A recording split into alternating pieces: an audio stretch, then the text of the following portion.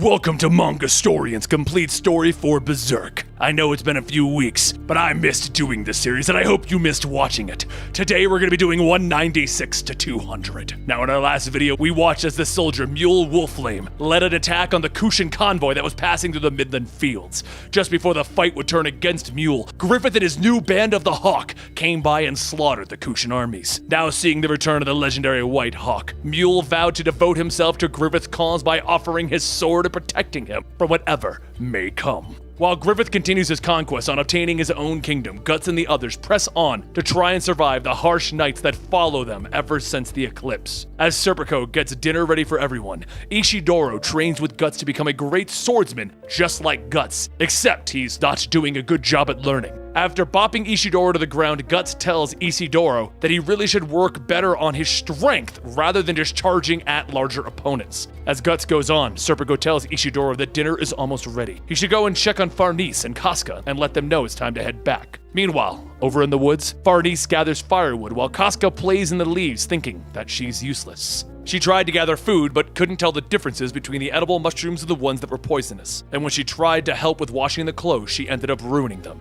Even in the fights, she can't help. When she tried, she ended up burning Ishidoro with a torch instead of the monsters. As Farnese gets lost in her thoughts, she thinks to herself that she really is pathetic. All she can do is just laugh at the fact that she's still getting scared of the knights. As Farnese looks back at Casca, she tells her that she's sorry for the things that she's done to her, though she can't really understand them. Farnese then notices a rabbit and figures that maybe she can at least catch dinner, and tells Casca to just wait there. Farnese heads over to the rocks where the rabbit hid itself, and after trying to grab it, the rabbit had already run off. Farnese says that at least she tried, and then she looks at the pile of leaves where Casca is still playing, and she sees that Casca has wandered off. The sun begins to set and Farnese shouts in her mind that this is the only thing that she was tasked to do. Watch Casca, and even that she has screwed up. But the longer that Farnese searches, the darker it gets, until there is not even enough light to navigate back to the campsite. The next morning, Farnese begins to wake up as Puck shouts, telling everyone that she's over here. Serpico runs over to Farnese, who fell asleep in a hollowed tree, asking if she's alright. And Ishidoro says that Farnese really is a carefree girl. Serpico was out all night looking for her, while him and Guts stayed back to protect Casca alone. As everyone gets ready to head back, Guts watches from the distance, and after seeing Guts' disappointed look, Farnese sighs and heads back. Later down by the river, Farnese sits by it, while Serpico begins to gather water, and she says out loud that she is nothing but trouble. Serpico asks if she really feels that way, then maybe it's time for them to head back to the capital, and Farnese waits for a moment and then tells him no. If she is to go back, then she would just be hiding away again. At least being out here, no matter how feeble or clumsy, she's able to discover this about herself. A short while later, everyone packs up to continue their journey, and Guts stops a passing shepherd asking for directions to Veritanis. The shepherd points the direction, telling Guts to be careful while getting there. The port there has been a gathering grounds for many of the nation's naval forces, no doubt for the up-and-coming war against the Kushan. The shepherd then goes on telling him that with the death of the king and now the princess missing, Midland has been in a rough spot. Guts thinks back to his day with the Hawks, and then the shepherd asks if he is from Midland. Guts tells him no, he's only just been there, it's all history now. As everyone goes their separate ways, the shepherd calls back stating that he forgot to mention something. The path that they're going to be taking will bring them straight into a troll.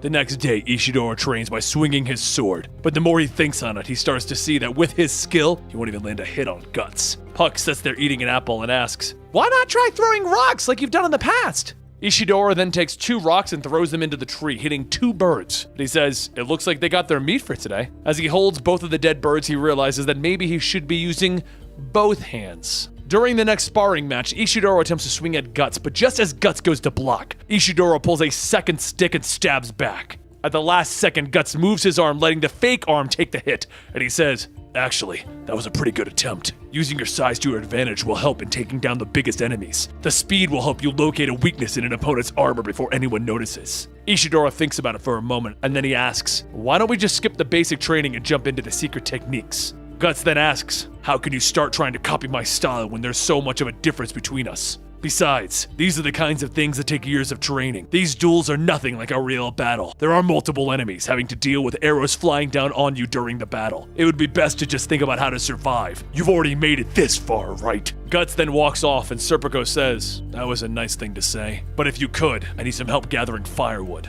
Serpico walks on ahead, and when Guts catches up, he throws a stick, just missing Serpico's head. Guts then says, "We should just get started already." And Serpico asks, "What do you mean?" Guts tells him, "I know you didn't just ask me to collect firewood, you want to finish our duel." Serpico looks back, telling him, "I'm not sure what you're talking about. I just want to try and strengthen our relationship." As Guts tries to tell him that that's stupid, Serpico throws a rock and Guts catches it before hitting his head. Serpico then says, "Actually, I was thinking that I would like to kill you." And Guts says, "That's the face from the other day." Serpico goes on telling him, "This journey will put Farnice's life in danger. If I can stop this pointless thing now, the better. However, Farnice has changed since going on this quest, and because of that, I have to put my personal feelings aside. If the day comes where Farnice is passing away because of this journey, that will be the day that you two die, or at least, I will attempt it." Guts laughs. There's that scary face again. Before the two of them can go any further, there's a scream from the campsite and everyone rushes over to see what's going on. Ishidoro reaches the campsite first and he sees someone taking Casca and Farnice and he chases after them. He throws a rock, hitting the creature in the back of the head, and the creature sets the two girls down. He then turns back and they see that it's not human, it's the giant hairy troll. Ishidoro thinks back to what the shepherd says and he says that he remembers a mention of a troll, but oh man, it's a troll. The troll grabs its axe and it begins to walk forward, and Ishidoro nervously pulls out his sword, telling him, "I can do this. It's just one enemy, right?" Meanwhile, not far off, a shadowy witch is watching, and the elf says that the three over there are about to die. What should we do? Ishidoro lunges at the troll, but the troll easily knocks him away and follows up by swinging down with its axe. Ishidoro manages to block the hit, but the force sends him back, and the troll just continues swinging away. As the troll corners Ishidoro, it is hit with something, and the troll suddenly jumps out of the path. Ishidoro looks around, and the shadowy witch tells him, "Do not move. It's dangerous here." As everyone looks around, they begin to see that it's not just one troll, but it's an entire group of them. The witch tells everyone to gather together, and then she lines a rope around them. After a short bit of preparation, the witch tells them, "No matter what happens, do not step outside of this circle." Puck says, "It's a magic ritual," and Farnice thinks, "Magic?" The elf with the witch says, "That's right, she's a witch, and right now she's casting a spell to protect you." The witch begins to chant, and as she finishes, the trolls all leap into attack. As they get close to the rope, the barrier begins to repel the trolls, and everyone asks, "What was that?" The female elf says, "I already told you, it's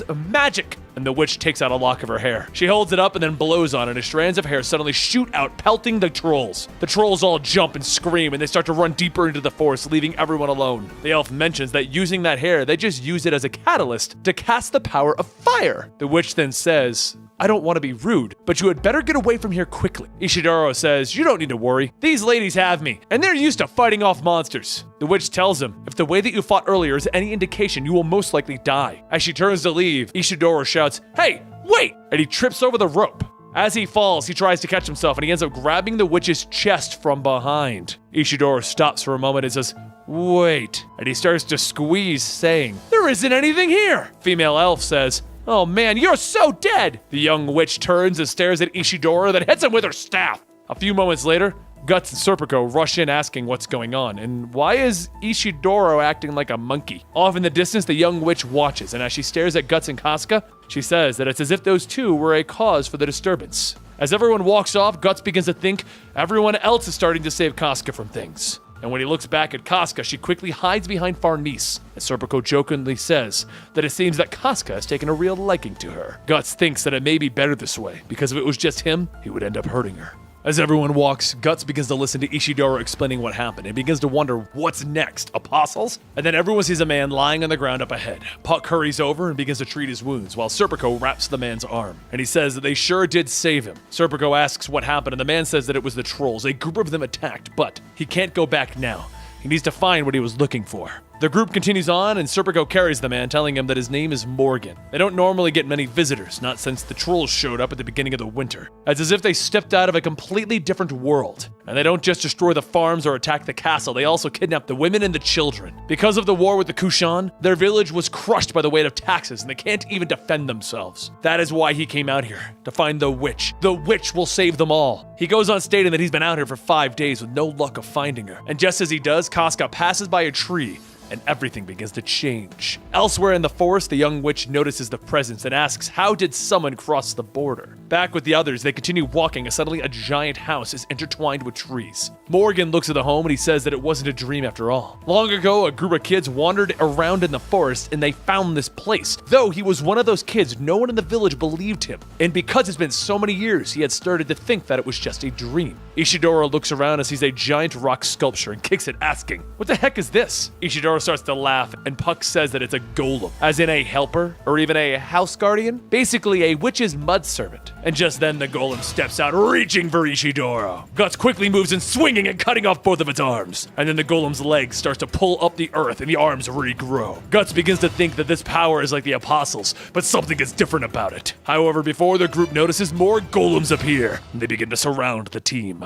While everyone begins to fight off the golems, the young witch from before watches from the house, asking, how did these people even get here? Ordinary humans shouldn't be able to enter. It might just be those two. Or perhaps it might be because of the appearance of the one who has become the Hawk. As the golems crumble and continue to rebuild themselves, Casca begins playing with the remains and finds a small figure. Serpico looks back and sees Casca and then notices that she has the figure, and the golems aren't regenerating. He tells everyone to look for those figures. The golems can't come back without it. And the female elf says, "Oops, looks like they found out our little secret." Everyone begins cutting the golems down, targeting the figures, and the young girl says, "It can't be helped," and she begins to chant. But before she can cast her spell, a soothing voice tells her to stop. After a moment, the young witch says that she understands. A few moments later, the golems stop attacking, and the young witch walks out and stands before everyone. Everyone stares in silence, and Morgan calls out to the witch, stating that he needs to speak to her. The young girl says that if everyone would please, her mistress is willing to meet them. Serpico looks at Guts, asking if they should, and Guts smiles, telling him, "It's a rare invitation.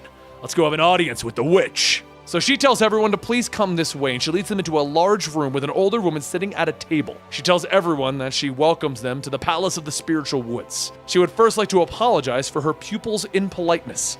She only acted out of fear for her safety. Her name is Flora, mistress of this mansion, and Morgan says, "It's her! She gave me the medicine 50 years ago that saved my mother from death." Flora says that she remembers him. He was the boy from a long time ago, right? However, in the back of the crowd, Farnese is visibly nervous. Flora tells her that she doesn't have to be so formal. There were no witches among those that she had taken. Even if there was, it would have been a collective sin of the church's servants. There would be no fear that she would seek revenge on her. Thinking back to her days of leading the Holy Iron Chain, Farnese thinks, how did she? Flora then turns to Guts and Casca, stating that there's them, the branded two. She is happy to finally be able to meet them, and she has been waiting a long time for them.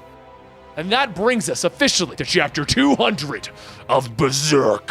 I hope you guys are enjoying this, and I do hope you guys missed us. We needed a break, but now we're back. We're ready to do more Berserk on a weekly basis for you guys. Don't forget to follow us on Manga Storian at Twitter and subscribe to the channel to keep up to date on Berserk. And we'll see you next time right here.